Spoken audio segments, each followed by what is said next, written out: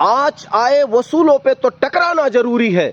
आँच आए वसूलों पे तो टकराना जरूरी है। अगर जिंदा है तो जिंदा नजर आना जरूरी है। जिंदा नजर आना जरूरी है। ये बात इसलिए कर रहे हैं दोस्तों, क्योंकि न हिंदू से है न मुसलमान से है, हम सभी को खतरा इन वर्दी वाले शैतान से है।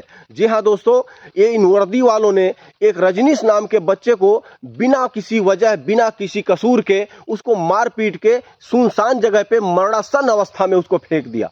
जी हाँ दोस्तों, आजकल कह रहे हैं 7 टीमें लगी हैं उनको पकड़ने के लिए, उन पुलिस वालों को पकड़ने के लिए।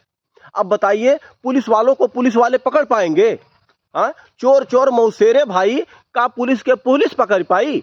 अब आप ही बताइए दोस्तों कि आप क्या चाह रहे हैं। इसमें कुछ लोग कह रहे हैं, अरे भैया ये तो ये बिरादरी वाला मारा गया है, फला बिरादरी वाला मारा गया है।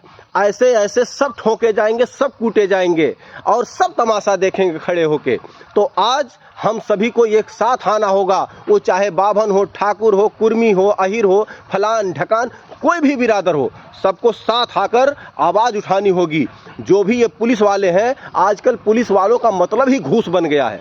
बिना घूस के कोई अगर भिखमंगा कोई हो तो बिना घूस के उसका कोई काम होने वाला नहीं है थाने पे। अगर घूस नहीं देंगे, खर्चा नहीं देंगे तो आपका काम नहीं करेंगे, ना सुनेंगे, ना कोई रिपोर्ट लिखेंगे। जी हाँ दोस्तों, जिस तरीके से रजनीश चौधरी को मारा गया है, जिस तरीके से उसको सताया जा रहा है, जिस तरीके से उसको मार के फेंक दिया गया, आज उसकी अवस्था ये बनी हुई है, पता नहीं बेचारा बचेगा कि नहीं बचेगा। तो हम सबको आवाज़ उठाना होगा। और हाँ दोस्तों, ये कहाँ गए हिंदुओं के रक्षक, कट्टर हिंदू नेता कहाँ गए? ये सब बिहार चुनाव में लगे हुए हैं भैया। अब पता नहीं कब आएंगे और तब तक ये मामला शांत भी हो जाएगा। जी हाँ दोस्तों, अब आप सब विचार कीजिए, आप सभी समझिए क्या करना है, कैसे होना है, क्या चलेगा। धन्यवाद, नमस्कार।